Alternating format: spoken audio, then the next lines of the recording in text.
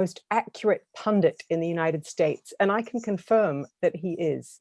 I think we spoke last month, Frank, and you walked me through what was going to happen in the US presidential election. And that was a month ago, and you were absolutely dead correct, even about the aftermath to the election.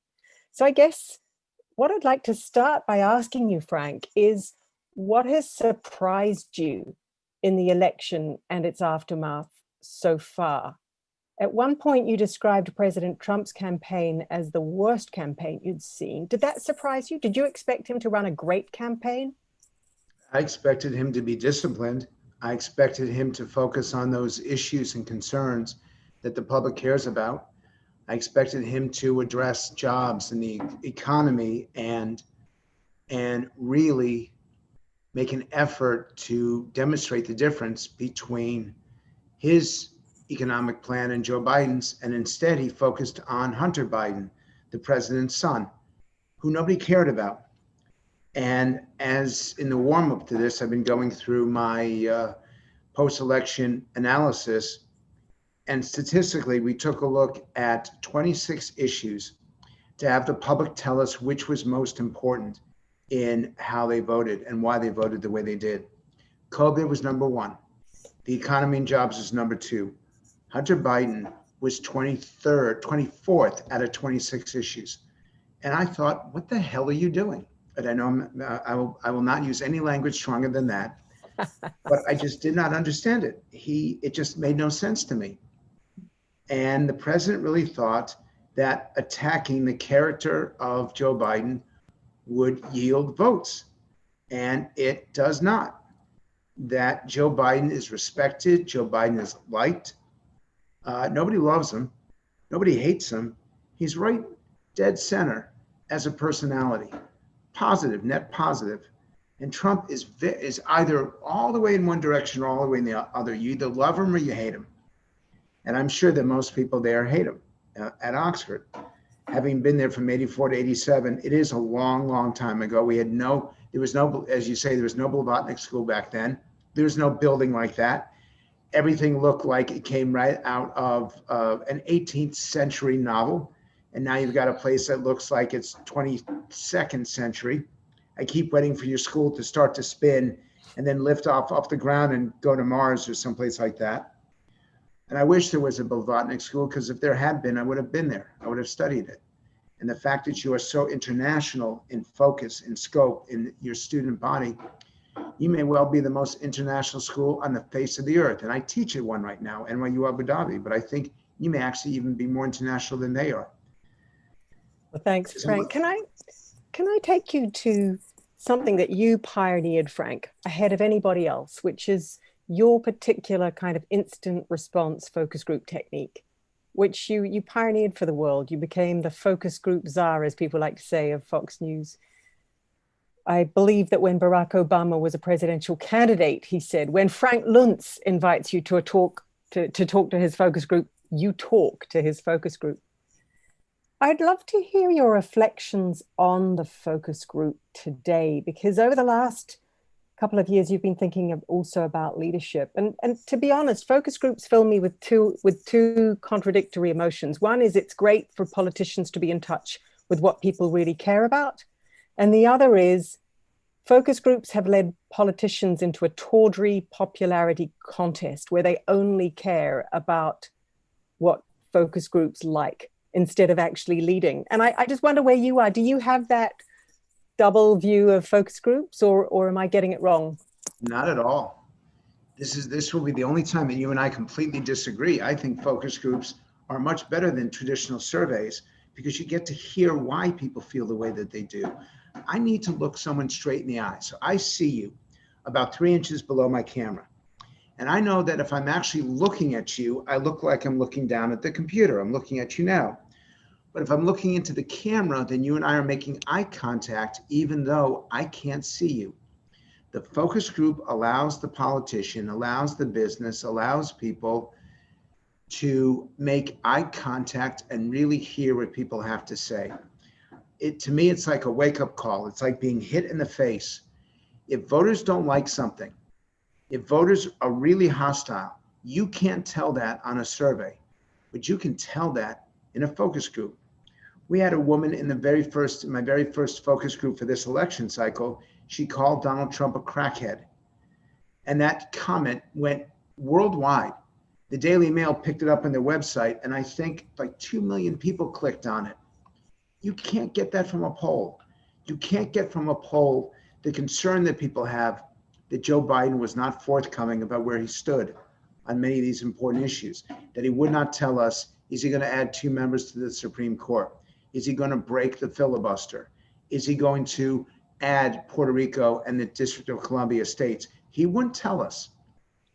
And you would think from the polling that that isn't important. Then you talk to a voter in the focus group and they tell you, why is he denying me that knowledge? Why isn't he coming clear? Clearly that he's got something he wants to hide. For Donald Trump, my God, the comments about him were so vicious that I realized that this is an election. This is not a choice between Trump and Biden. This is a referendum on Donald Trump, and Joe Biden just happens to be the Democratic nominee. You can't know that from a survey. You can only know that from having these 2 or 3 hour discussions with voters. Then that's the great bit of focus groups. They get you listening to the people that politicians are supposed to serve. But what about the politician side? Don't you think that some politicians stop too quickly at the question, what do people want me to do, instead of asking, what is it I ought to do? What should I do? Sure, but I'll tell you the politician that was governed by focus groups more than any other, and it's someone that I would bet you like, Bill Clinton. Bill Clinton used focus groups to decide which issues he would go first, second, third on. He used focus groups to decide where he would take a vacation. I even wrote that scene for the West Wing. I was a consultant for them for a couple of years. And this wasn't fiction, this was fact. Dick Morris used to host focus groups to ask questions like, what kind of car should he be driving? Or what kind of, the president wasn't driving at the time, but that's the kind of question you'd ask. He did ask, where should he go? The Hamptons, Nantucket, Martha's Vineyard. And Bill Clinton was a very good president. He was very much in touch with the public. He had a definite set of ideas, but he was willing to be flexible based on the mood of the country. And the fact is, we were much more unified under him. We got a lot of things done, from welfare reform to a balanced budget, things that no one's been able to do ever since. In fact, I'd argue that Bill Clinton's willingness to hear the voter and not just his own beliefs and his own philosophy made him one of the most effective presidents of the last 50 years. I may not have agreed with him, but he got things done. And did Joe Biden run a good campaign?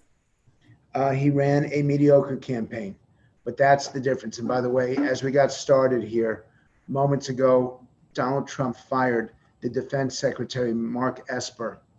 We've got 2 months to go. Trump is not going to be president on the 20th of January, and he's still firing cabinet people, and he fired him via tweet. If that doesn't say it all, I don't know what does. So that's the situation that we're in right now. And by the way, I know you're a little critical of focus groups. Donald Trump doesn't listen to them. He doesn't listen to the polling, and Bill Clinton did. Now you tell me who's a better leader, who you think was more in tune with the public. Trump was in tune with his own voters, and that's it. And he went and interacted with them. And again, that is it. Bill Clinton, through the focus groups, actually got to hear from Americans, even though as the president of the United States, he was still off in his own bubble. Yeah, right. And so you make a great point, which is it's how politicians use them that really matters. Where do we go from here? You said on the 20th of January, we'll have a new president. Are we in for a really rough road to there? What's your view of where we go from here? We don't know yet, because I do think it's proper for the president. 85% of the Trump voters thought he was going to win on election day, even though the polling had him behind by 8 or 9%, which is another question that I hope you'll ask, which is why the heck did the pollsters get it so wrong? But the Trump people all thought they were going to win. The Biden people weren't as sure. Only 64% of Biden voters thought he was going to win, even though he was up in every single survey. So I think that in order to move this country along, and having lived through and participated in 2000, when we had 6 weeks of utter chaos as it went back and forth between Bush and Gore, I think that is perfectly appropriate to go through these legal challenges. It is perfectly appropriate to have a recount. But once it is simply impossible, based on this, for Trump to reach the point where he could win, when that happens, then my hope is that he will acknowledge the inevitable and that he will do those things that he can do between now and election day, both to further his legacy and to further the wishes of the country.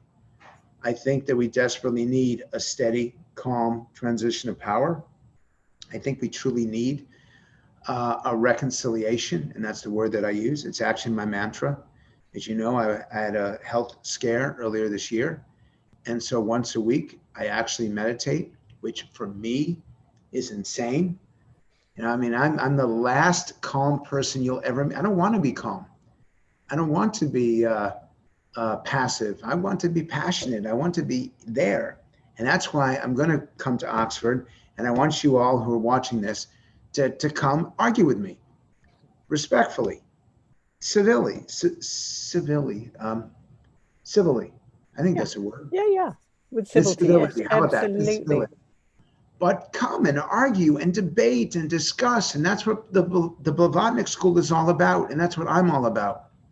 And I wish it was what Donald Trump is all about. And I know it's what Joe Biden's all about. Mhm. So can I surprise you? You didn't ask me this question, but I know Joe Biden. I've known him for 30 years. I taught Bo Biden, Joe's son. He was one of my favorite students. I know I was one of his favorite professors.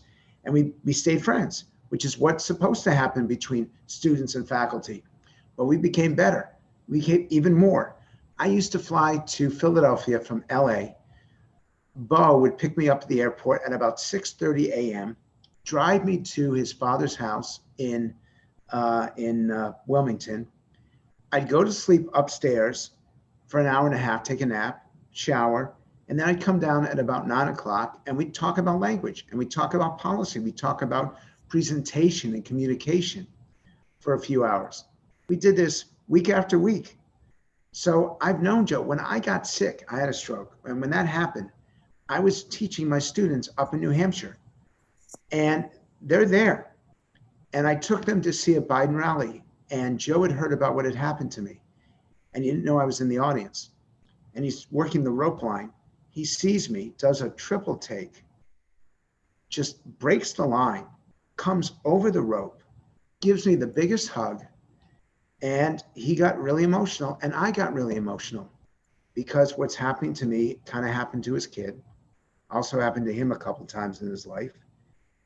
And that's the way it should be. We have a special bond that goes beyond ideology, that goes beyond politics. And we treat each other like human beings that we respect and appreciate.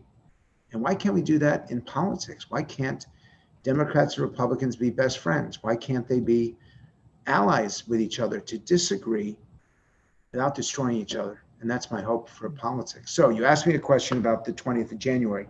And the problem that you have got right now is because I haven't slept in a week, I digress. And I digress from the digression. And after I'm done digressing from that digression, I digress again. I do think it's going to be difficult. I think Biden's going to simply ignore it, but he's going to give Trump space to make the right decisions, space to come to grips where things are. And still, as we polled after Election Day, even today, a majority of Trump people do not believe that Biden won the election. So this is actually important. This thing blows up on me because all the Biden people are saying to me, tell your friends in the Republican Party, get Trump to concede. Actually, they're wrong. It is better for Trump to go through this process, better for his voters to know from the legal avenue and from the counting of votes that Joe Biden did win enough votes to win the Electoral College. If they know that, then it is much more likely that we will have an orderly transition and we will have reconciliation. If we speed this process and cut it short, they will forever believe that they were robbed and they will never, ever trust this president or our system again. And this is really important for you all. I know that most of you watching are thinking, why is Trump behaving this way? It's actually for the long-term health and strength of our democracy. It is actually better to have those recounts. It is better to have those court challenges. It is better to delay this a week or two, not more than that, but a week or two, so that the public realizes that Joe Biden won this election fair and square. So be patient. It will work itself out. And the more patient you are, the more likely we will have a better, stronger, healthier democracy at the end. Mhm. I'm going to throw you some questions from the audience. So Josh Ettinger asks, what in your opinion is the number one reason Americans support Donald Trump? And what is the biggest misconception that others have of Trump supporters? Okay, so I do these calls, and I typically do not get a rational question like that until question 5 or 6. So this already tells me that this is a special group. Normally I get, why is Donald Trump so crazy? Why is he filled with such hate? And how do we impeach him? How do we just all that partisan stuff? Donald Trump won because of the very reason that some Biden people are pushing right now. The feeling at the time was that people were ignored and forgotten and overlooked, and in some cases betrayed by their government and by their leaders. That's how they felt in 2015, 2016, as some people were getting rich and a lot of people were struggling. Donald Trump is the first Republican to appeal to individuals who do not have a college degree. It was always the Republicans got the vote of the higher income and the better educated.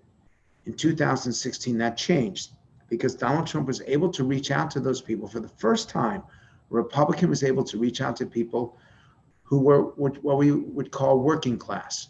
They had not voted Republican since Ronald Reagan in 1984, and normally they're celebrated in American society. And what I thought was incredibly ironic, and this is part of why Trump did as well as he did, is that the news media, instead of championing these people, which it normally does, attacked them for being low information voters, for being uninformed, for being unwise, unhelpful, because they were supporting this guy. This is the segment of society that we have always celebrated and always lionized. The people who work with their hands for a living, the people who work in factories, the people who have very little at the end of the day, but they're still proud to be Americans. They work hard, they play by the rules, and they hope to get ahead. But if they were voting Democrat, they were awesome. Because they're now voting Republican, they're horrible. It'd be like in Britain in the 1980s turning against the mine workers. It'd be like turning against the newspaper printers back when I was at Oxford and also in the 1980s. I watched this begin to happen in the UK when people who had been celebrated were now being demonized. And they were called deplorables. Don't do that. Why do you insult those who, through no fault of their own, cannot afford the education you have, cannot afford the opportunities that you have? If you're at Oxford, you're probably going to the pub at the end of the day or grabbing a coffee with somebody. These are people who have to struggle to put food on their table. They have to struggle to pay their bills at the end of the week.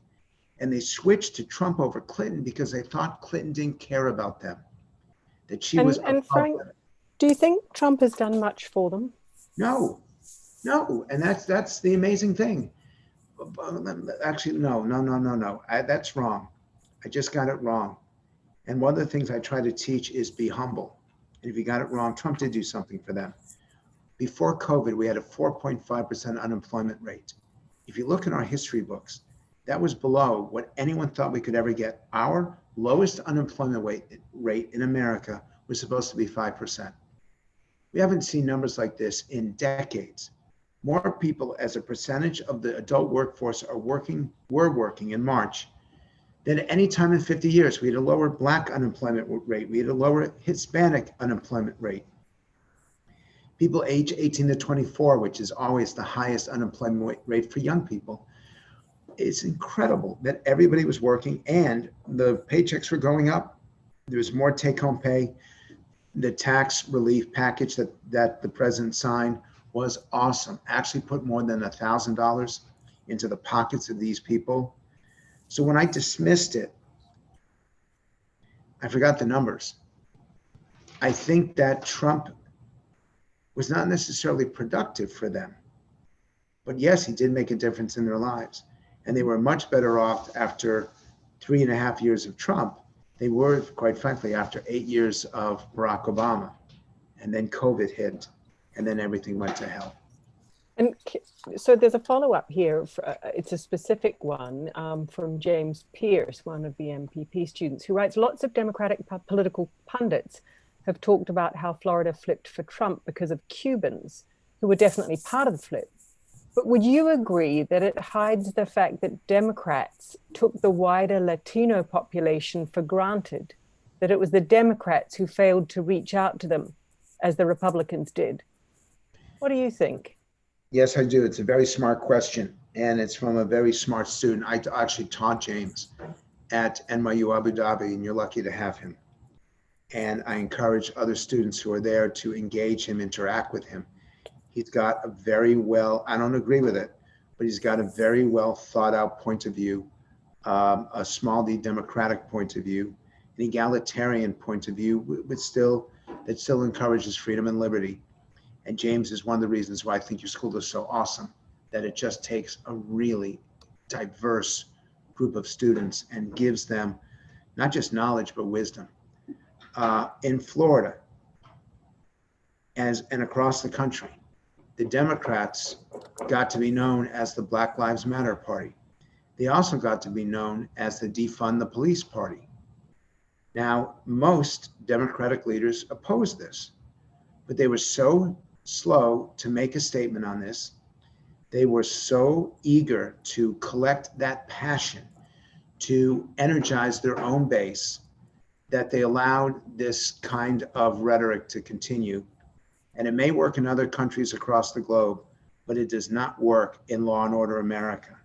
Now the public, and by the way, Trump got it wrong as well, because Donald Trump talked about law and order when what the public really wants is public safety.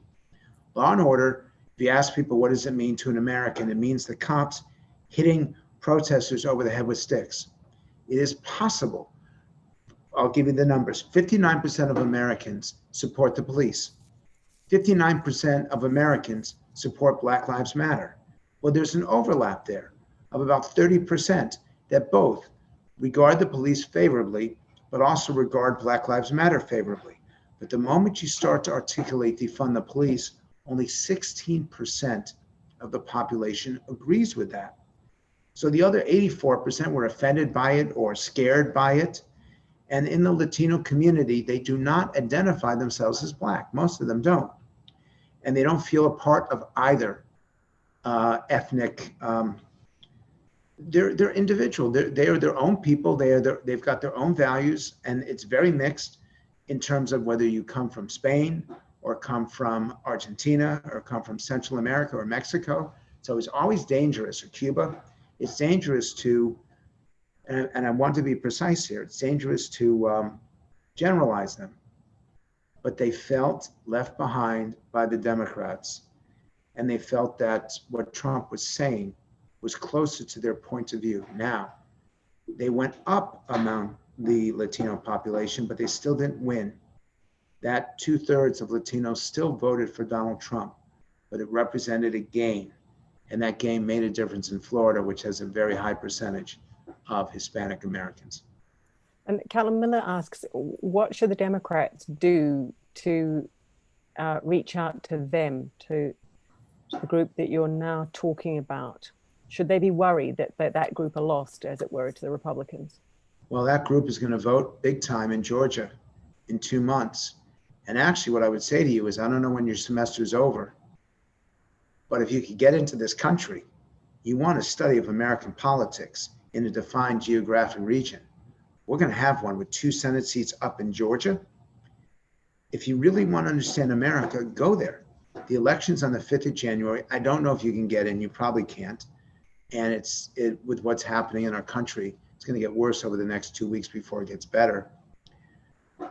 But if the Democrats lose that segment of the population, then they will not win the Senate, and they're going to have a problem for the next couple of years driving home Joe Biden's administration. And I know that the Republican attack is going to be, if you vote Republican, or the Republican campaign, if you vote Republican, you can have the best of both worlds. You can have Joe Biden without a blank check, so that he can't, then the government is not run by AOC, it's not run by Bernie Sanders, it's not run by Elizabeth Warren. You can have the government that Joe Biden promised you, which is a government of Republicans and Democrats working together on behalf of the American people. But if the Democrats win, you're going to have a very far left-wing government. And it's a government that he wouldn't talk about during the campaign. It's a government that you don't want. That's going to be the campaign. But I would urge you, if there's any way to get into this country, to do so. And Frank, tell us about the future of the Republican Party. Is Donald Trump going to set up his own party? One of the students asks, will he set up his own party? Another asks, will he take unconstitutional means to hold on to power? But I think that the interesting question for the future is really about that's the one. Party. That's the one that I was expecting the students to ask. Is he going to take unconstitutional means? No, he is not. Does not mean that he's not going to fight like hell. It does not mean that he'll be accused of doing this. But the Republican senators, there's been so many Republicans that have not backed up Trump on his claims. Now, I hear from media outlets and I hear from Democrats who keep saying to me, challenge him. Why don't your Republican friends challenge him? And I keep saying to them, because they are, by not endorsing it. And there will come a time when, look, you can make a statement or you can make a difference. And I teach my students to make a difference. I teach them that you can feel really good by making statements, but accomplish nothing. Mm-hmm. My goal in life, and this is a great metaphor, and I learned this from Mitch Landrieu, the Democratic mayor of New Orleans, a week ago, and it's my new mantra, which is do as much good for as many people as possible, as quickly as possible. I think that's such a great way to look at life. What do you think the mantra of the Republican Party coming out of this will be? It's a party that looks like a world of different political parties all in one now. So do you have a feeling of which way it will go, or is it going to remain a party which goes, which has many different extremes within it, and a middle ground within it? The brawl is going to start shortly. I thought it was actually would have started by now, but most Republicans are remaining silent. They're letting Trump say what he wants to say. They're letting him fuss in his own way, but they're not backing it. They're not agreeing with him. Ted Cruz did. Lindsey Graham did. So you'll have a small percentage, maybe 15%, who will speak up for the president. The other 85% are absolutely silent. And they're silent because they know that at a certain point, the world will turn and the GOP will turn. And when it does, they're getting ready to affect that change. I'll give you 3 names. I think this is the best way for me to answer that question. And write these down. This is my homework assignment to everybody who's watching.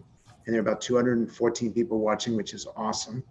You got 30 questions, and I'm being a Actually, there's many more than that on YouTube. That's just those who are in the Zoom. So we're on YouTube right now. So I'm going as well. Yeah. I'm going to public across the globe. Well, Frank, you do that every hour of every day. Yeah, but I'm never this candid. If something happens to me, sorry, just kidding. But you never know what will happen. I'm here in Washington right now. And I just got to hope that no one takes a shot through my window. Watch for 3 people. Yep. Watch for Ben Sasse. He's a senator from Nebraska. He's arguably one of the smartest members of the Senate, and very more anti-Trump than other senators, more intellectual in his approach, more philosophical.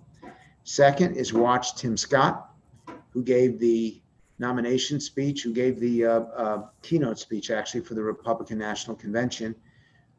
Black senator from South Carolina, social conservative, and a very positive, very forward-thinking, very forward-looking representative. And the third is Kristi Noem, the governor of South Dakota, and one of the most popular Trump surrogates. Great speaker, incredible record as governor of a small state, but she's got that Midwestern small government philosophy that is so popular within the party. All three of those are examples of people who can and will be leaders of the party looking forward. And I keep being told by people that Trump is going to say, actually, when he steps aside, when he announces that he's not going to challenge Biden, that he's going to say that he's going to run again. I don't think he will. I think he may say it to keep people excited, but I don't actually think he will. I do think he's going to start a television station. I think he's going to start a media empire. And wherever he goes, people watch. When Trump shows up in a debate, in a forum, people watch him. Although, do you remember when we had these competing town halls about 3-4 weeks ago? More people actually watched the Biden town hall than watched the Trump town hall. And I thought that was fascinating because for the first time, Donald Trump wasn't talking to a majority of Americans. He was talking to a large, significant, but still a minority. But that's where it's going to go.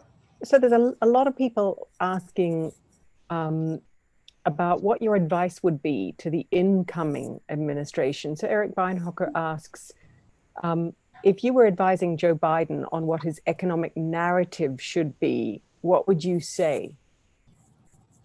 Well, the first thing is I'm very careful as a pollster, as a focus group moderator and a communicator that I don't get involved in policy.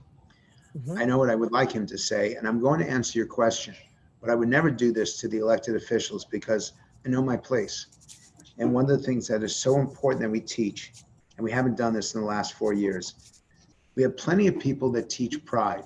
Be prideful in all that you've done and all that you've accomplished.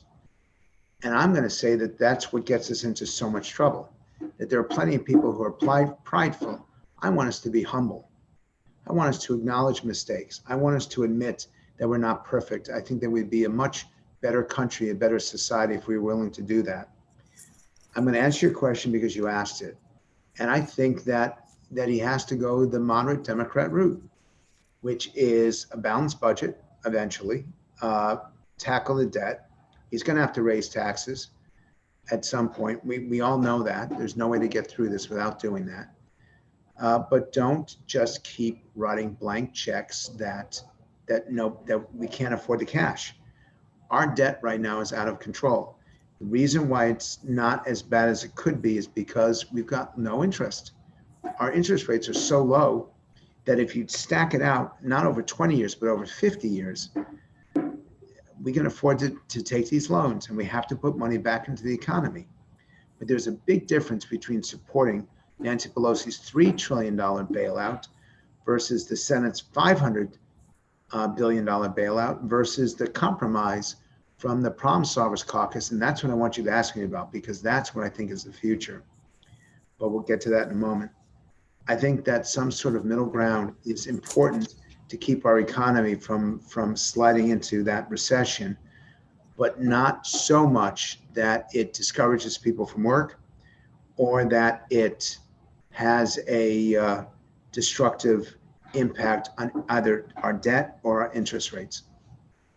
Jill Bailey asks, what in your opinion would make people feel heard by the new Democratic administration? And it goes, back to your book about, and whether people hear the emotion of the words or the intellectual sense of the words.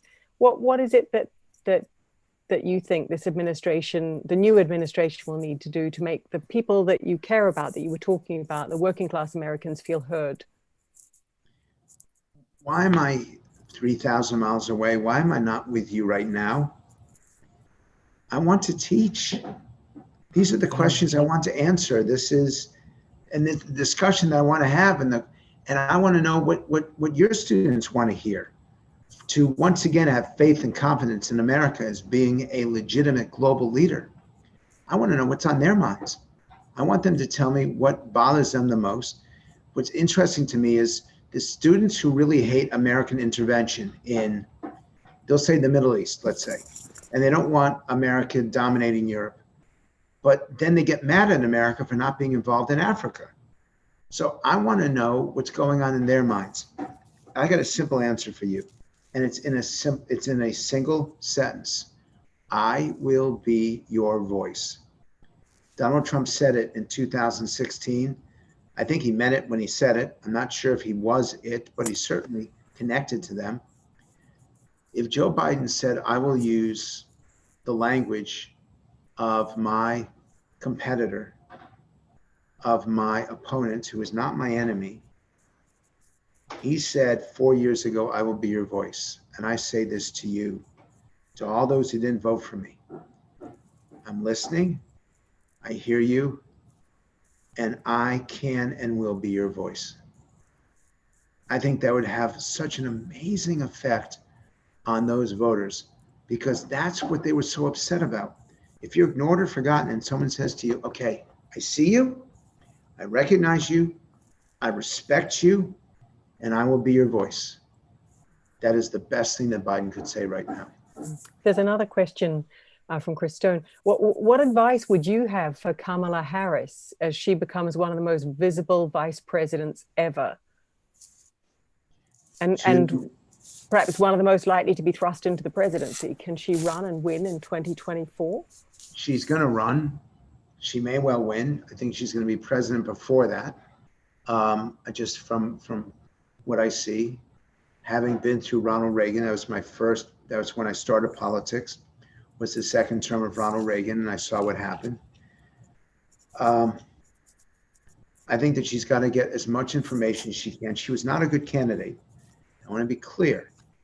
She took too many positions on the same issues.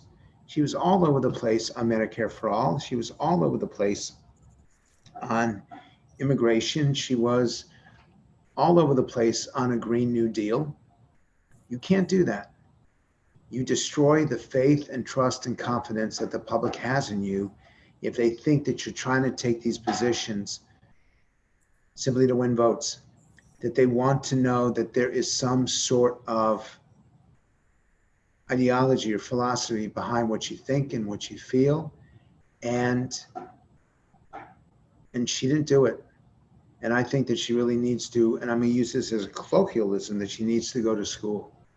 She is an amazing speaker, and she connects to her audience better than her president, better than the person who she serves.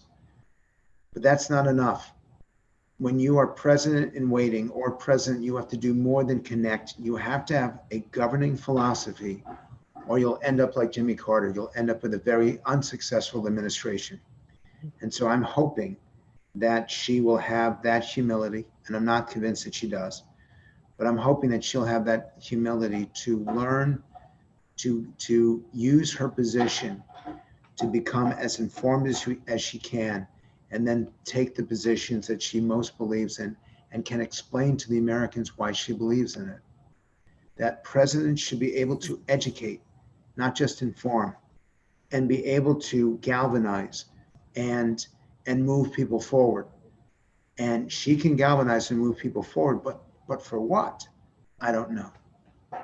There's a number of students that have asked if you think that a Republican-controlled Senate would support Joe Biden in an international-facing foreign policy. The Republicans have actually usually been the international, free trade agreeing, etc.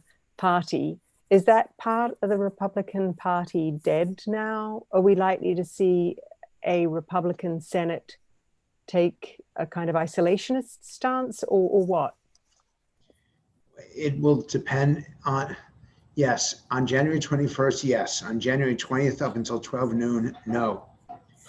And this is one of the reasons why I don't believe Donald Trump has a significant legacy. He is the most popular Republican among Republicans than any going back to Ronald Reagan in the 1980s. But the issue with Trump is that there's no real philosophy other than put America first.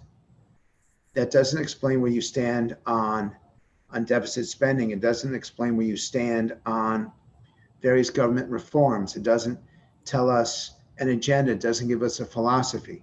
Ronald Reagan was the eyes and the ears and the soul and the heart of the Republican Party from 1976 until 2016. He was not the nominee in 76, and he's been dead, but he still continued to be the soul because of a philosophy and an ideology that people embraced that outlived him. We've never been given up that philosophy or ideology from Donald Trump. And so as long as Trump is there, he is this hero to Republicans. And those that did not support him simply left the party. But when he's gone, I don't expect it to stay when he's gone. I think that the party will go through a lot of soul searching, but I think we're going to see something very different 2 years from now. There's a lot of students asking about the rise or the seeming rise of far-fetched conspiracy theories. You've been polling and focus grouping for decades in America.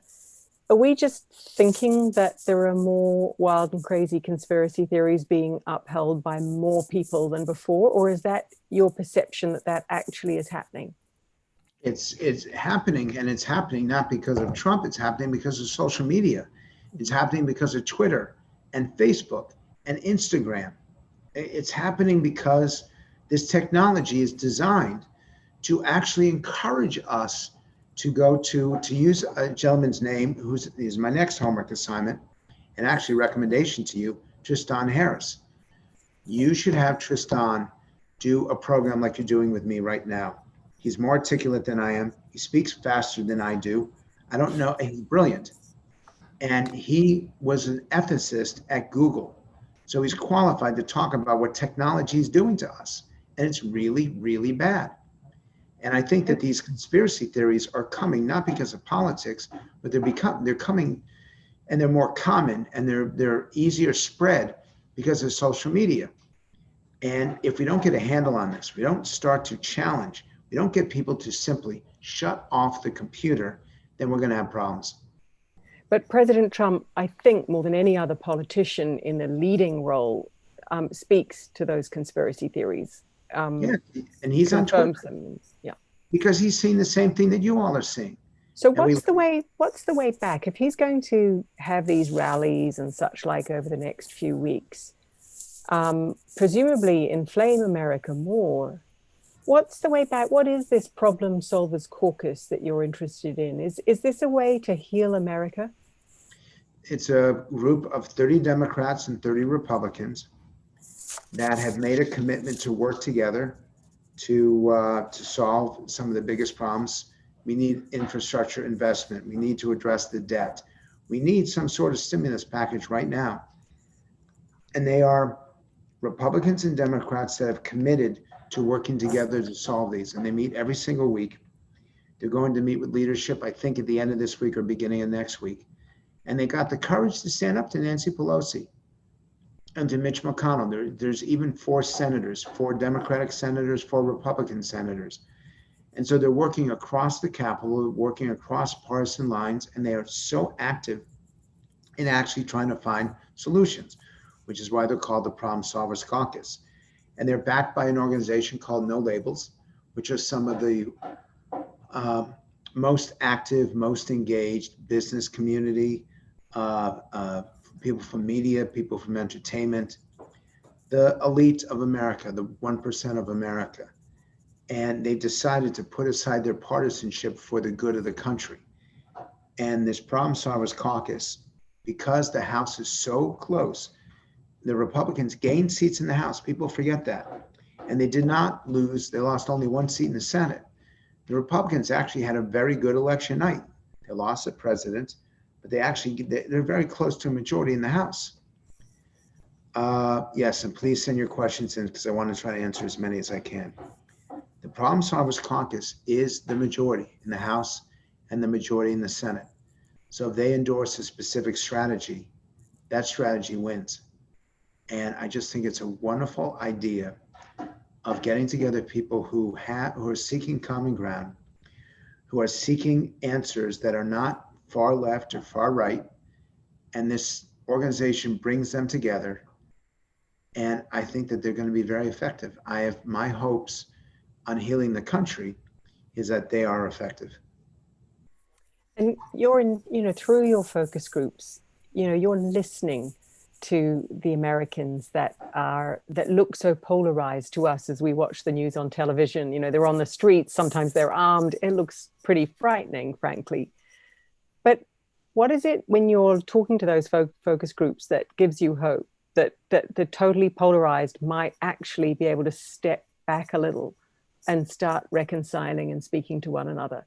Because the other prospect that people like to dangle in front of us all is real civic unrest, is, the Proud Boys armed to the hilt, trying to face down state government. Which way is it going to go and why? So I live in LA. I'm in DC now, but I can walk out of here. And for block after block after block after block, every building is boarded up. I actually would say to people, don't even try to come to Washington because everything's closed and everything it looks awful. The same thing in New York. I'm from LA. Interesting, you mentioned the Proud Boys. I watched the Black Lives Matter protests. And I went to Santa Monica, and I can send you, if you want to see them, I can send you the photographs of store after store after store after store destroyed, buildings burned down, riots that were so destructive. And I should not have gone because it broke my heart. And I say this to be very clear to everyone that you have to hold your own side accountable.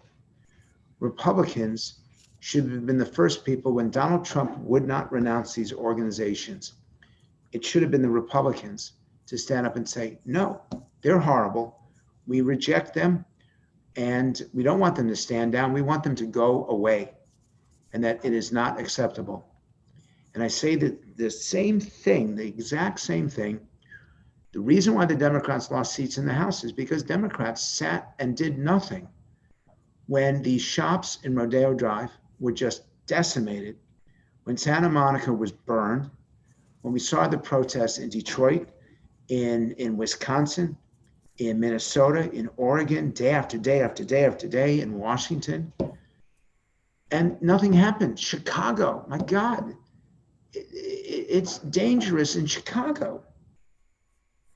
And these were not buildings burned down by by those on the right. They were destroyed by those on the left. And we all, and I mean this, we all have to take part in this.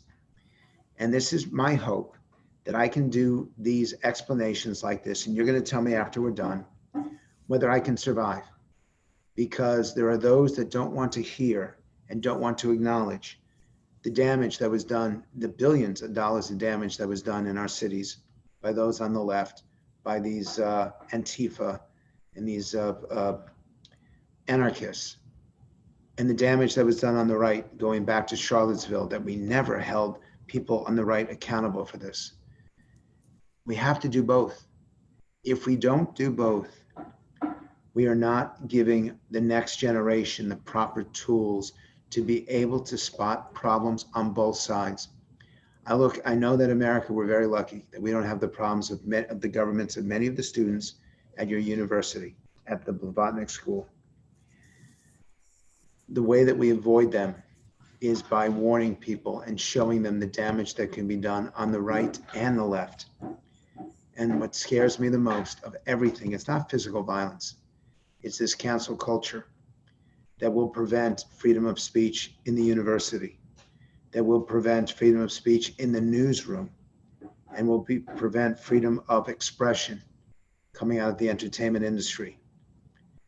Dean, it scares me so deeply that we now have such a high percentage of people in academia, in media, and in entertainment who believe that they have the right to shut people down who they disagree with and the right to silence those who might otherwise challenge them. And when we lose that freedom of expression, we have lost everything, and democracy will fall as a result. I'm afraid of the violence. I mean, you're saying two very powerful things there.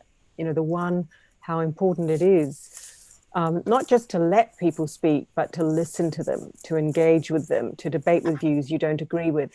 But at the same time, when people that might be on your side, whether it's Charlottesville or Rodeo Drive, are, some would say, expressing their freedom of expression, they've got to take responsibility for what they say. They've got to take responsibility for its effect.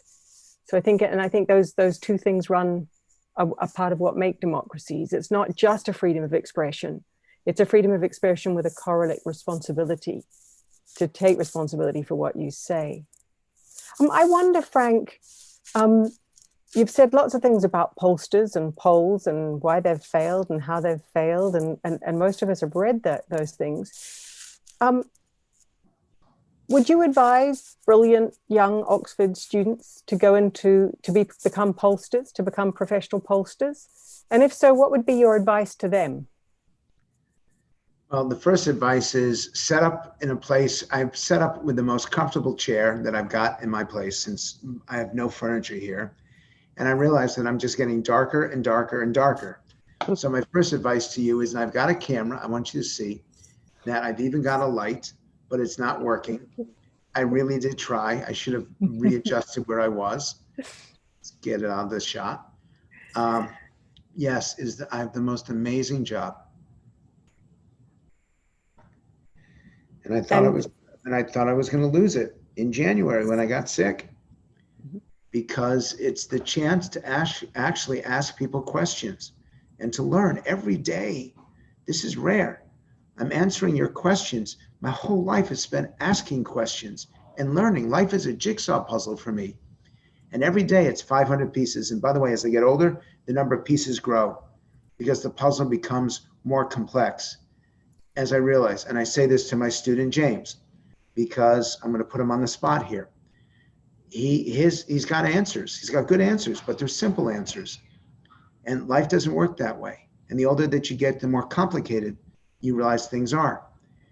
And I would say to you, the chance to be able to solve that jigsaw puzzle every single day, including Saturdays and Sundays, makes life so worth living. I have never been bored in the last 30 years. I've never looked at the clock and wished my time was up. I need 2 extra hours per day. It's why I got sick. Imagine having a job that you don't want to go to sleep because being awake is just so fascinating. That's the job of a pollster, if you do it right. And I'd like to finish with my tutor's question. As a pollster, are there situations when you would advise a politician not to follow the polls? Oh, well, I might. Nobody I work for follows the polls. If they follow the polls, then I don't work for them. And in fact, they're not interested in whether something is up or down. They know where they stand. They know where they sit. And they ask me to explain to them how they can convince more people of their position. I have never, and this is not an exaggeration, I've never worked for anyone who did not have a point of view on the issues that I was polling.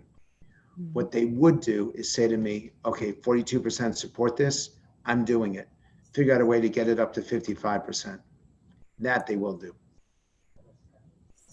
Fantastic. Frank Luntz, you've given us a wonderful hour. It's the starter to the main course, which we're going to get in March when you come back to Oxford, the stomping ground where you wrote your brilliant doctorate on candidates and polling and elections. And we can't wait to have you back. But can I just say on behalf of all of us tonight, thank you. You've had a week of nonstop commenting, and we're really grateful to you for giving us this private time and private conversation with us and sharing your thoughts on America to come. And I think we're all of us who are not in America are hoping for exactly the kind of reconciled America that you've described through your problem-solving caucuses. So thank you for sharing the time with us.